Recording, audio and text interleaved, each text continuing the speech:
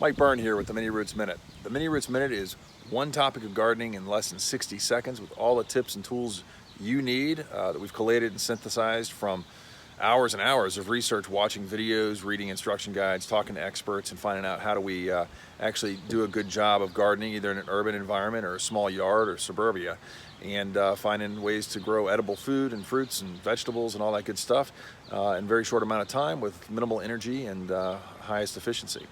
So we'll also link to the resources and those videos you need, but also to tools and apps that'll help you with growing your garden at home. And so look, as a father of a family of four, as an engineer, as an entrepreneur, I learned really quick that I need the facts I need, and I just straight up don't have the time to watch all these pretty videos with music and examples of them planting the same things over and over again. So 60 seconds or less, you're gonna get what you're gonna need, so you can get out in the garden, try it out, learn, and then iterate and have a great garden. So thanks, we'll see you in the garden.